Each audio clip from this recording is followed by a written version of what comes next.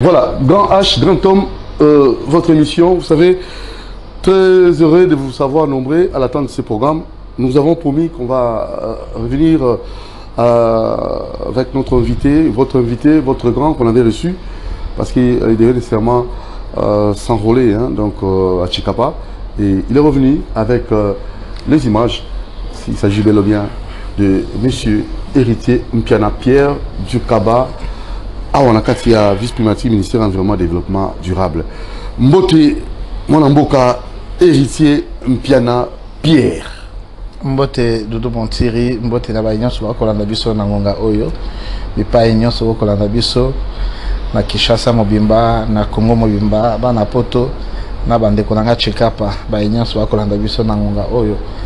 Mbote Nabino, merci Mingi pour l'accueil. Je crois que tu as dans la émission. Très bien. Alors, c'est mon Mingi. D'abord, tu es dans la Sango, il y a Chikapa.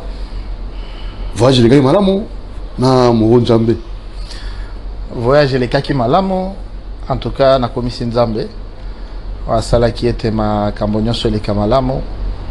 To komaki Chikapa, Bayamba Kibiso, Malamo na population, même si Nanzela, tant que Kende, Tozaki na Sangwa Mawa. Ezali na bandeko na biso minei basilaki ko wa na nzela accident munene wa sama weselamaki na nzela Chikapa juste à quelques mètres à quelques kilomètres plutôt wow. À quelques kilomètres de la ville de Chikapa ba komaki dia kuta na Chikapa ici ko wana bazaki dia na Chikapa maintenant ba komaki na centre ville te malheureusement ba ke ko sala accident wana ezaki collision entre Land Cruiser ou ezaki comme mabango na bus ya monene ya compagnie moko na ningi kotanga kombo na ngote pona kosala publicité te collision en Salemi ezaki na 5 personnes na kati ya Land Cruiser 4 bakufi moto moko kaka nde abikaki abikaki kutu l'air na zongaki parce que na zongaki na lombango po to ya ko assister dans l'enterrement ya ba union ba bakofaki l'air nazongaki pe na nani rescapé wana papa honoré apesi mbote bisika zali na banza na ngonga azana hôpital azali kolanda soin mais o ezali important ezaki vie na ye en tout cas c'est un miracle o ekoko songana témoignage pour na bato ebele basambelaka po ete accident esalemi 4 personnes bakofika kayende azana bomoyi azako tambola azako loba nini traumatisme ezate abukani pété certainement qu'il y a choc qu'il y a nani accident wana ya onde ko sala ke l'air moko a douleur mais nous autres on a bien ezaki passe na motema pona ko bongisa bandeko babungaki ndeko ya mwasi Janine Mujangi ye pena zaki pena leki na ngai na mwana moko na bokoli tokoli na ye tout ça kino ngonga ke ko balande ko honorer na présence tangai ko vraiment ko limwa ndenga limwa na esali biso pasi mingi soki tolandi pende ko Antoine ope akufi na nzela accident wana ezaki pasi mingi na kati ya mitema na kolanda la bona nzela famille pe na nzela lingomba bisika to sambela kana kati ya église adventiste du 7e jour bande komi bale wana Antoine na Janine bazalaki bayembi balanga nzembo minene na kati ya lingomba na biso donc ezaki perte monene ezala pona famille ezala pona église ezala pona mabota bipai wapi bango bazalaki parce que Antoine abalaki leki ya maman Janine et puis Janine mobile na ye nde tozongaki na ye papa honoré donc comme pour dire que malgré tourner wana to salaki on pena na passe na motema yango nde sali que l'air na komi na Chikapa na l'air na zolo bana meeting na lobaki to sala makambo nyonso na attitude ya matanga na koma ikona na lataki bilamba moindo pona kolewa kisa pasi ona zaki nango na kati ya motema pona bandeko nyonso yo bakofi na botani na bosani tende ko trésor kapuku yepa ki agent coûte ya ministère environnement la direction des ressources en eau mais en même temps abanda kende kona pona kozo carte d'électeur na yana Chikapa lokola pona ezamboka na ye malheureusement pasi mingi yepe asilai kokufa na nzela accident wana donc to komaki na Chikapa bandeko bayambaki biso malamu na kokoma na kenda kozo carte d'électeur na ngai na centre moko ezaki ya kofongwama na école méthodiste non école ménonite école ménonite oyo eza na komi na Kanzala na Chikapa centre na nsima na nga kozwa carte de lecteur bato ebele bandeko na ngai ebele bamembre ya MLC ebele bato ya fondation Héritier Mpiana bazalaki ebele bayaki wana mpona koyamba ngai en tout cas nayebi te lolenge nini nakokopesa bango merci parce que bango moko bazoyebisanga ke bazelaki nga uta 8 heures du matin mosusu bamataki déjà depuis 7 heures du matin bazeli zeliti nga nake kokoma kuna 16 heures. Le temps ya ko s'enrôler pe kobima ba obligé nga to tambola makolo ki no bisika to bana ko sala meeting donc kolongwa bisika nazwaki carte de lecteur qui non bisika nazwaki meeting je crois que c'est une distance d'à peu près 3-4 km mais to tambola makolo ti ndenge to komi population na banza bino nyoso mo na bilili population ezaki ebele mosusu babisinga kutu ke soki na yaka ba 11h to 12h tant mosusu moto alingaki akufa nga na komisi nzambe po moto akofite nzambe nda asali ke esala mabongo bato bakufa te biso nyonso tozala na bomoi tokumisa nzambe tosepela tomonana na bandeko na biso tosolola po toyeba lolenge nini tokoki komilengele mpona kobongisa élection oyo ezali koya na province ya Kasai mobimba pe mingi na ville ya Chikapa mobimba ezalaki pe esengo ya kozwa carte de lecteur na nzela bandeko ya seni bayambaki nga malamu makambo nyonso eleki malamu eumelaki kutu te moko nzambe aya témoin eumeli te nazwi carte na ngai na bimi pe na kimia nyonso bato mususu banda kosa oh non kanyaka bazosenga kanyaka ezalaki na ngote félicitations mingi na bandeko nyonso baza kosala mosala na seni c'est vrai babisika mususu débordement ko kozanga te bazo déborder na kosenga kanyaka to senga batika po soki l'état ache bango maboko bakolela na monoko ya mboka nde yango mais ba oyo biso bayambaki biso en tout cas to sepeli basaki musala ba malamu et puis na ba service de sécurité nyonso bazalaki wana musala malamu bandeko nyonso bazalaki wana musala malamu en tout cas to komisi nzambe pona yango. Très bien. Alors mais pourcentage bato baki ko s'enrôler na petite population mobimba vraiment sensibiliser bazo respecter devoir civique ba mipesi to ezapena nini tant que kitaki sur nayebi ke tant on a kitaki na terrain na ngonga oyo seni nde moto il faut appeler biso ba statistique réelle.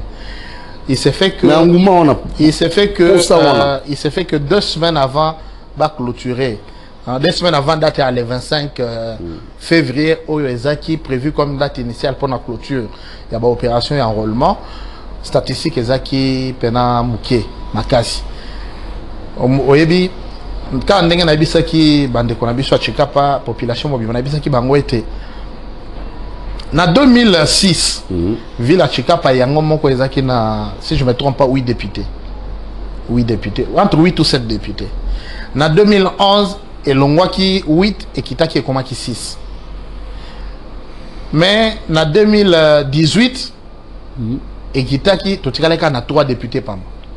Donc, tout y a enrôlé ezaki moke makasi. C'est la raison pour laquelle Moussala Nyon son na salaki.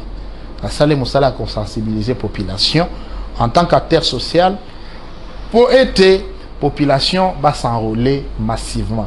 Batunion va se faire enrôler et belé. Il y a un qui permettre que ville ya Chikapa et l'on a ba député moke bazaki na bango 3 toko matana 5 6 pourquoi pas tous on a 7 députés ou tous on a 2006 yango eza moto ya makasi parce que yango ne ko permettre que ville na province ezo balobeli et belé na e bandelika na bande koloba 2 semaines après 2 semaines avant la clôture je crois tozaki na 12% d'enrôlés pam mais l'air tokeya wa sensibilisation to sali je crois qu'on est au-delà de 60%.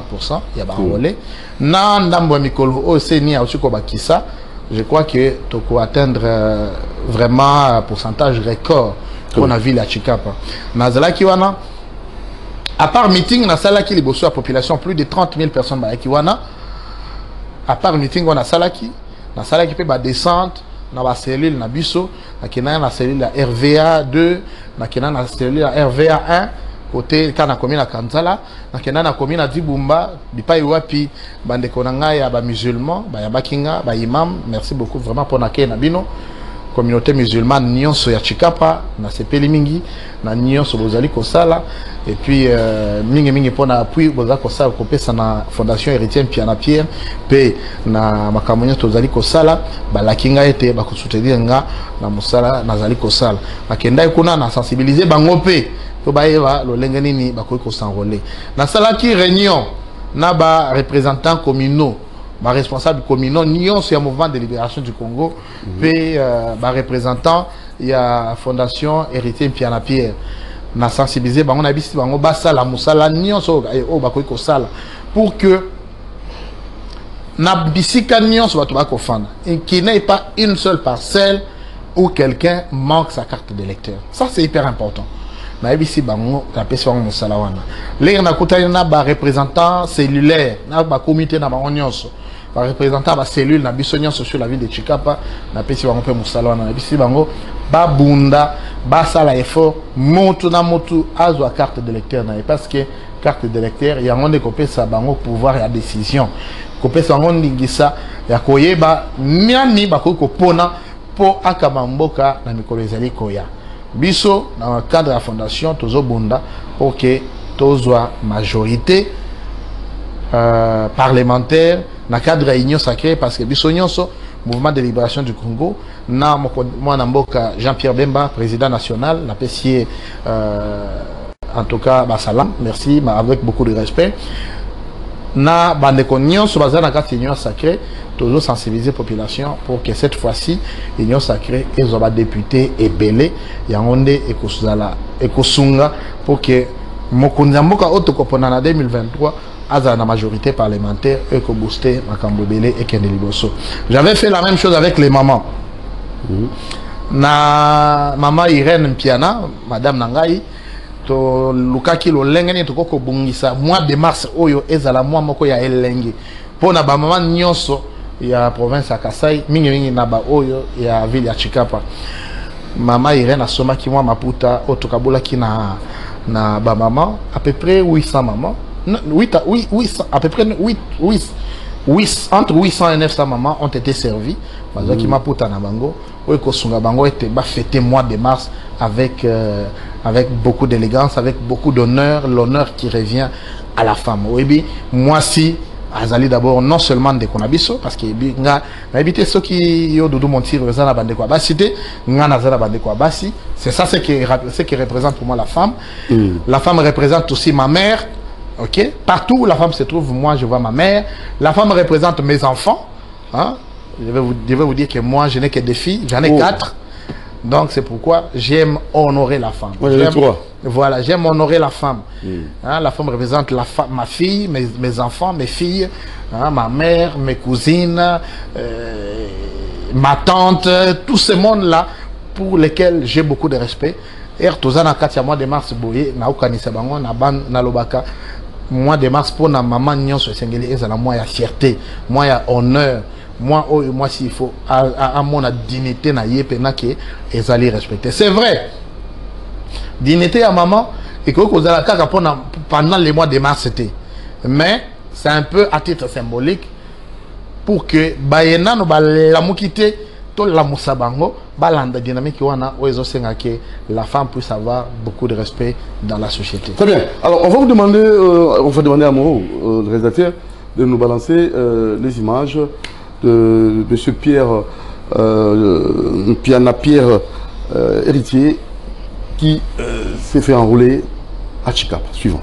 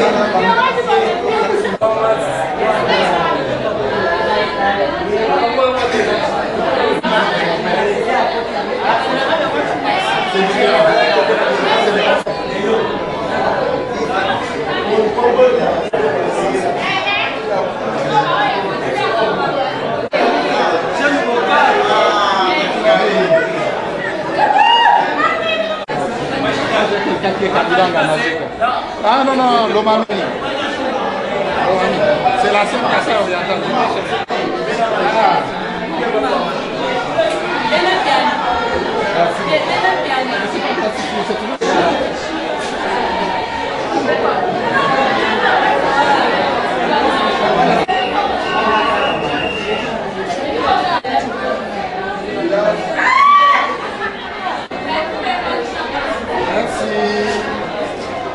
Voilà, alors ça c'est très bien.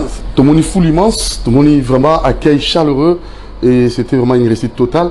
Mais seulement, on aimerait. Mon corps, aux alliés qui n'arrivent pas Chikapa, est-ce que vous pouvez nous parler comment il va vivre dans Chikapa? Chikapa est dans le Karatanonini.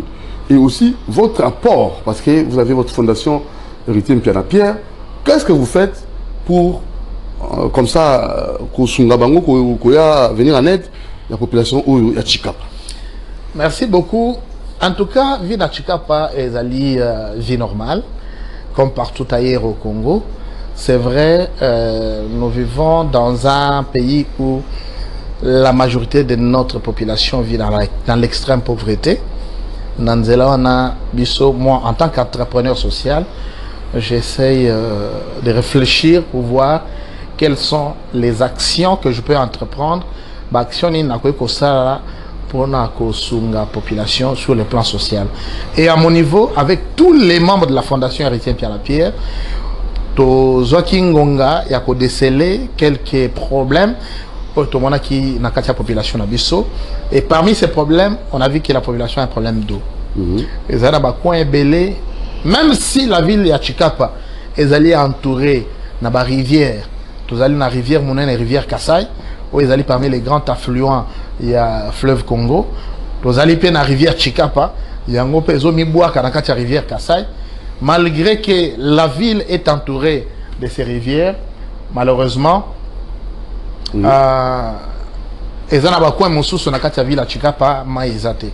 dans ce cadre-là que nous nous sommes engagés. Sur fonds propres, nous avons acquis du matériel, dont les machines de forage, oyo ekusunga biso po ete tosala mai na totia ba mai na kati ya ba coin mai ezate na kati ya ville ya Chikapa. L'air na koma ikuna na kendaki ko visiter ba site où ils a prévu pour na ko tia mai. C'est vrai, programme mango esengela ki to banango depuis le mois de novembre, mais toujours qui retard parce que il fallait que tous un détecteur d'eau. Appareil manko ils ont permettre que ceux qui au tiango boye et la question à quelle hauteur vous pouvez avoir, à quelle profondeur vous pouvez avoir de l'eau dans les sous-sols. Et tout ça qui apparaît, on a Natinda qui est ingénieur, a sali déjà détection, Bango nde salaki keler na kitaki bakendai ko visiter bisika nini toko ko chela bana chikapa mai po baye balolenge nini bakoko umela na vie ya bien olie batu bakenda ka musika pona kende kotoka mai ta mususu batu mususu le razo kende pona kotoka mai na rivière chikapa na mususu au mona boye assieti akoyi na mai alimwe tout ça ils ont préoccupé. Oui, ce qui a vu qu'on a jeté donc ma camion ce sont des préoccupations et pour les mamans et pour les jeunes les jeunes enfants, les jeunes filles ba nyonso ba mesena ko kindaka kuluka mai na zamba musika. Parmi les problèmes aussi na banza Moro Nzambe a retrouvé ba image yango parmi les problèmes ezali na école moko na monaki na Chikapa na centre ville à quelques mètres du gouvernorat na kati ya école wana bana bazo tanga na se anzete omoni nzeta manga hein bazu drapeau ba dembi kango na nzete bana siko ba telemi molakisi a ko dicter makambo yango ba koma mais tout en étant debout. Vous imaginez? Donc Nathalie Boye na okima emi fetangingai na lobi non, ça c'est pas possible. Oya Boye pena soki ka moule bani malamo ko classe ici. Vous imaginez? Ce qui n'est pas normal. Na baloki na sima ya nane bureau moko ezawana na kutiba na mususu ba kimi moiko ba temi siko na sima ya na simanda ko na place moi malili ezali nde place ba telemi wana molakisa na bango pe a dicter bango bango bazokoma mais libanda et ça la kinga passe nga na lobby en tant qu'entrepreneur social il faut na luka ba partenaire ata ba partenaire bazate nga il faut na nanu na moi muke onza bazo pesa ngai très bien na bundi na ke awa nde to bandi ko beta brique pona ko tonga école wana na cadre la fondation Héritier Piano na ebisa ki ngo population tango mosusu e bato belé bandima kité mais na lobby ata esali 2 ans ata esali 3 ans ki noto ko tonga école wana to pesa bana bisika ya malamu ya kotanga nzamba sunga kipe na somba ki machine à brique ba machine ozo sala ba brique a bien o ba zobenga ba autocollant wana eza déjà na Chikapa na ndenge tozo so la boye ba brique ba ya ko betama malembe tozo ko kende na ti fin du mois de mars déjà il faut to banda élévation à ba mur pour bana na biso bazotanga na kati école wana batanga na ba condition ya bien batanga lisusu libanda te batanga lisusu na sanzete mais batanga quand même parce que na kati ya école wana ba élite tebele ba kobima. Ouais, c'est ça. Ngai nakutana kina mutu mususu abisinga za conseiller ya ministre et na obeta lisolo école wana abisinga ye atanga na école wana. J'ai dit mon Dieu, c'est-à-dire c'est une grande école et si ebimi ça ba to ebele mais abandonné. Mais l'école est abandonnée. Donc le projet à 145 territoires, ça vaut la peine. Ça vaut vraiment la peine le projet à 145 territoires. Et là, c'est une façon de dire que ce qui nazo salango, c'est une façon de dire que développement yamboka na biso ezaka problème à chef de l'état. Mutu na mutu bisika nyo swazali okoko sala initiative moko o ekoko sunga ete o développer coin na yo, o développer mboka na. Na sepeli mingi na passer moko na landi ya Mbujima, passer Blaise Kanda. Passer à l'obinin. Yo za député. Mais on a mandat comme il kana Kinshasa. OK. Et bon on a circonscription na yo. Occupé. Occupé. Bana oba ya ba parents oba vota yo. Donc venez. Bazo tanga na condition nini. Ngai na lobby na banda ko élever na no ba mur. So ki nzamba songi mutu a monter en malamu amonani. Alors oui bon, nga na contribuer na tol. To yamba ye. So ki mutu muso amonani bi bon, loko la fondation Héritier Piano sali bo nga na opesa ba ban. To ko komisa nzambe to bi merci ming. Eza la maman Denise Nyakero, eza la présidente de la République Yemoko. Eza la nani ba ministre biso, ministre Moïse Donzangi enseignement supérieur universitaire. Eza la maman Bazaye ba maman Mokonzi, maman Songoli. Soki ke motema na we simbi. Motema na o esimbami. O sepeli lobi bon bisika wana bana bazostanga. Nazala pasa na contribuer atana sac moko kaka ya ciment. En tout cas, nzamba ko pambola o yango to sengi ba nyonso bakoki ko sangana na biso. Pona ete to tonga école wana baya to sangana to luka lolenge nini toko kosunga bana wana bazali kotanga na sa nzete bako koyeba bisikani bako kozwa bisika ya malamu ya kotanga wana pena ezali mbelela nazo bwaka na batu nyonso ya moteur malamu ba mécène nyonso o bako sangana na biso na cadre de fondation Héritier Mpiana po ete totonga école wana. Je n'ai pas fini. Tokendaki année passée na mois de mars ou le mois d'avril. Oui. Après ma pollution et arrivé à Kassai, en tant que fils du coin na lobi na côté na otika la boété. Na mituni elokoni na koko sala.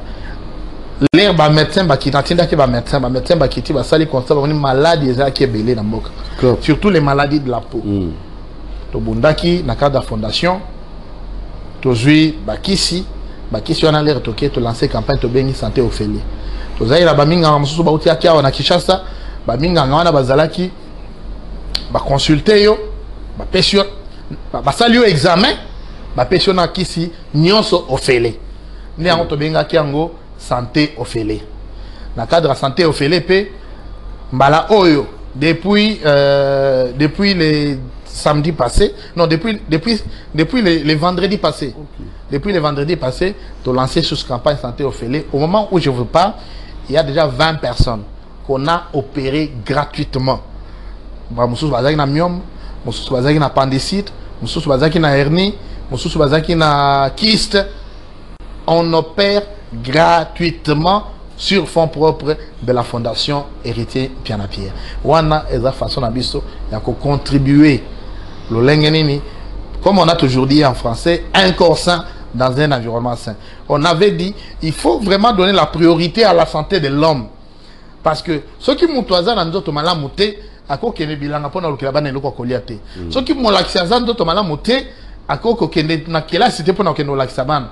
D'ailleurs, na pesi mbote na préfère inciter Bulunda ba bisinga yepe azobela nazo samela nzamba pambola ye azala nzoto kolongono nzoto na ezala malamu po azala makasi ya kotangisa bana ya école wana bonne santé pe na souhaiter yango na batu nyonso bande konanga nyonso population nyonso ya province ya Kasai bozala na bonne santé nzamba za bino.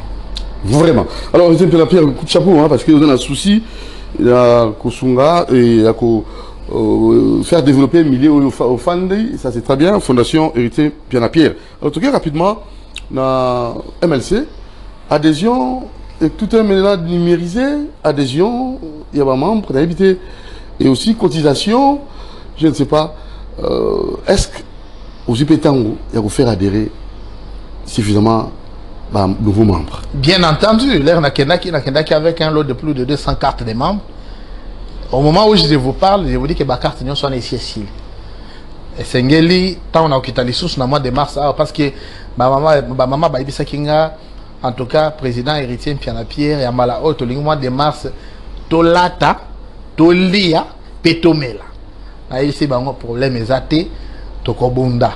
Tokobunda ce qu'il faut mo ronda battre la caméra na ye pour ba maman chika ba fêter mois de mars bien na osenga yende ko teka ngokaka comme ça ceux qui n'ont pas soigné to yo zongisa donc ba maman nyonso wana ba adhérer na kati ya mouvement de libération du Congo. Je vous dis on a donné des pagnes à plus de 900 mamans ba nyonso bazalelo ba membres MLC ba jeunes ba nani tout ça ba papa en tout cas bazaye belé ba tout bande qu'on a biso ba église de réveil. Mes salutations à pasteur Jérémy. Hein? Norbert Mokendi, apôtre Joël, docteur Albert, merci pour Nabino, merci pour na Mansour Salaki, na pasteur Kamwesha, pasteur Nyonso église message, na pesi binombote, pasteur Nyonso, il y a église adventiste, na pesi binombote, wana ezali bandeko, toujours qu'on travaille na bango pour le bien-être de la population. La bonne sanité, bandeko na biso église ménonite, baza et belé. Ce qui veut dire que Fondation Héritier Mpiana est allé les locaux rassembler toutes les catégories de personnes. Les mamans, les papas, les jeunes. En tout cas, merci beaucoup pour Nabino, merci pour notre soutien. Merci mingi surtout pour notre accueil, pour notre meeting au Tosali. Maloba, ezanyingai, mais na lobika été comme na nzambe yango moko ekomisama tozala kaka elongo bongo tozonga simate kino nzamba pesa biso victoire parce que biso na MLC to mesana koloba avec Dieu nous vaincrons. Très bien. Alors environnement ici quand vous allez au Sala, au Sala du Kaba, invité Bassango, il y a vice-primature, ministère de l'Environnement, Isali, pour la population pays de la mise au parfum. Na ministère de l'Environnement, Mamonio César, le Kamalamo, en tout cas, na Yemoko, Mama Songoli, Mama F. Bazaïba, Kalaming était à Osala descente na Kisangani, Bana Kisangani na Sengi Bango, lundi, Bazala, ebele na aéroport pour na koyamba Mama Songoli, Oya Bango. Maman, yene molobeli ya maenyoso oyo etali environnement na kati ya mboka na biso pour l'environnement ya la kate alobaka kaka pour na respecter environnement yango ko tourner au salaki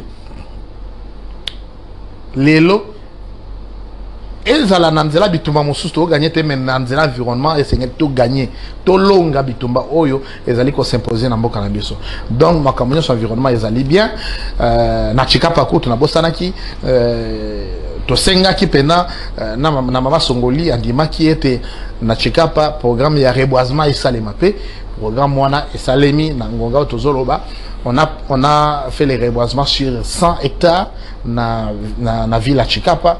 Population est bénéfique. Le programme scolaire est à 1 milliard d'arbres. Dans le programme, le chef de l'État est à 1 milliard d'arbres. Province ya Kasai peut bénéficier d'ango. Dans là, il y a partenariat où ils ont signé entre le ministère de l'Environnement et la Fondation Héritier Pierre. Donc, ma camion sur l'équipe Malamo, il y a un peu Salemi, ma bicycanion sur toi. On a bandé qu'on a besoin de souspect à BIF, ODD 2030, on va au développement durable. Madame Marie Ziliete, Bazaï Belé, Tozo Sungana Kaka pour que Nzamba Sunga. Toyeba na lolenge nini toko kotombola mboka na biso po na koko senga lisusu na nzela environnement mutu na mutu ayeba lolenge nini toko ko batela bazamba na biso po ete bazamba nde ezali ko sala ke to lutter contre changement climatique to mi batela soki oza na nzete na kati ya lopango na yote lona nzete ndeko ya mwasi lona nzete ndeko ya mobali parce que nzete yango nde ko pesa biso CO2 yango ekosonga biso pour lutter contre pollution et appelle le lenge moko na ba misala mosusu esengeli to sala o meli mai yeba lo lenge na ko batela mulangi wana po soki obwaki yango mulangi yango ekokeni ko bwaka na mai pe ekobebisa mboka na biso ezokoze pollution. Mais pour lutter contre pollution esengeli to batela environnement na biso. Très bien. Donc le programme est pris lundi, ce lundi, je peux même passer ma soudure. Rendez-vous lundi na Kisangani, na Bana Boyoma, Bana Kisangani Boyoma, Singamwambe, Bana de Konabision soit commis na Mangobo, commis na Makiso, commis na Kisangani, Bande Konanganya soit Chitu Wagenya, Bino Nyonso, Bande kwa rive droite, Biso Nyonso, tous à la belé na aéroport pour na koyama Mama Songoli. Azoya na Kisangani, ce qui a eu meeting monene et aux ala na place de la Poste avec Christian Schengen. En tout cas, mobilisation et à la makasi, motoati kalate, et à la moisi, et à la mobali, tous à la belé pour na Mama Songoli na Kisangani le lundi, le 5 mars 2023. Lundi, c'est le 5, hein? Lundi le 5. Lundi le 6, hein? Lundi le 6, voilà. Excusez-moi, lundi le 6. Mois de mars. Oui, lundi le 6 mars. Voilà, lundi le 6 mars, c'est tous à la belé dans l'aéroport. Il y a Kisangani pour la Mama Songoli, Azo Kitana Mabele. Très bien. Alors, tout le monde a souka déjà, parce que l'image et le bimingi, descente au Salaki, il y a un le bimingi parce que les gens devaient voir et suivre la communication sur Salaki. Tout le monde presque à la fin, on a évité tout le monde dans l'actualité, mais je trouve que le temps nous fait défaut. Hein. On pouvait parler de l'arrivée de Macron, on pouvait parler des problèmes de l'Est, quelle solution, mais je crois peut-être un mot en tant que fils du pays. On a évité, qu'en dites-vous? Bon, je sais que l'actualité est ébellée. Pour en arriver à Macron, moi je crois que c'est un président de la République qui vient pour une mission dans notre pays. Quand l'Olenge Mokonzambo Kanabiso, président Félix Tshisekedi Tshilombo Akendaka Pe, Bamboka Mosusu Akendaka France, je crois que toutes les dispositions seront prises pour être visite naïe et les cas bien. Certainement, il viendra avec un président Sokia Iboyaka et mon côté, à quoi il y a un investisseur français, intéressé na ba opportunité d'affaires dans notre pays.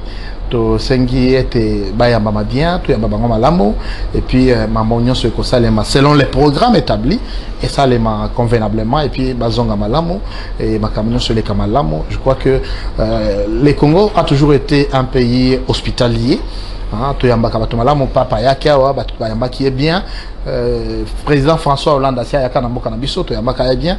De la même manière, je crois que le président Emmanuel Macron viendra et puis on va le recevoir et il va repartir. Le Congo va continuer.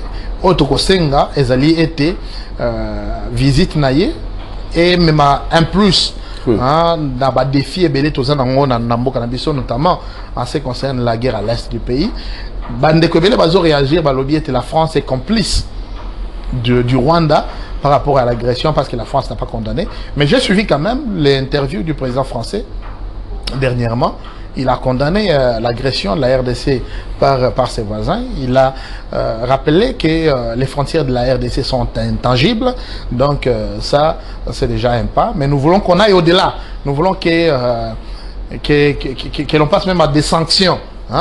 Qu'il ait des sanctions contre les Rwandais, mais aussi qu'il ait un appui conséquent envers la RDC pour que l'on puisse, pourquoi pas en finir une fois pour toutes avec les atrocités à l'est du pays, parce que c'en est de trop. Bande Konabiso, Onyon Sobazana Est, Biso, Mututokendaka Est, Tozana droit, Yakofanda Konana Kimia. Les lots, par exemple, ceux qui ont Kegoma, ou Kokendeboe, Motemeza Kimate, pour Nanin, à cause de l'insécurité, alors qu'ils ont un beau Kanangai.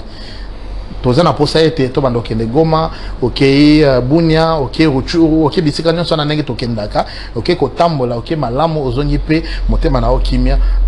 Je crois que ekozala bien makasi que to koba kozala na lolenge ezo salema bongo, ce n'est pas bien. Je crois que ba réaction négative mosus oyo ba congolais bazanango, il faut que ça puisse servir de leçon au président français, à la communauté internationale, pour dire quand même que les Congolais sont touchés. Balembi. Balembi, ils ont besoin qu'on en finisse quand même nani insécurité à l'est du pays. Mais je souhaite quand même que cette visite se passe dans le calme, comme ce fut le cas avec beaucoup d'autres personnalités qui ont rendu visite à notre pays.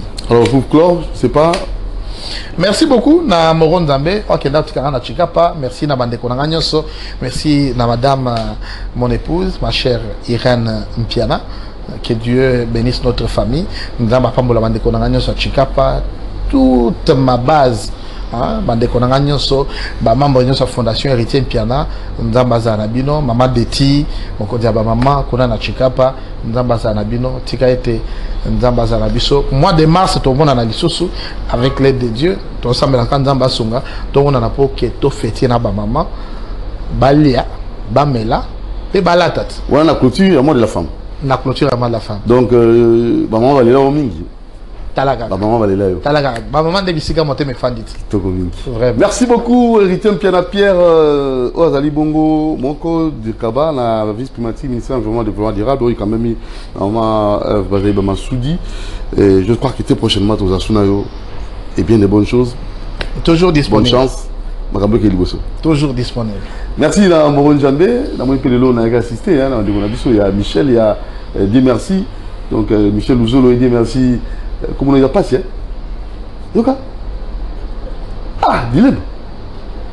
Ah, on dit comme moi, changer comme moi. Vous aime, ciao, Moron Jambé, merci à Aleka Bongo et aux exploitants aussi. De notre temps, comme on a noté. Ciao. Merci.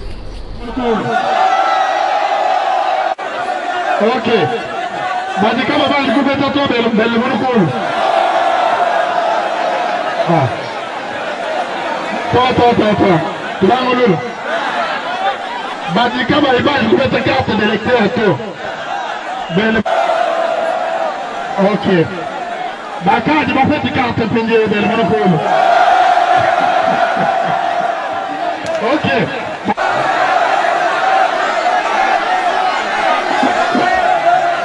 télécharger naï. Nico maman yo. Jindo mbabu ane.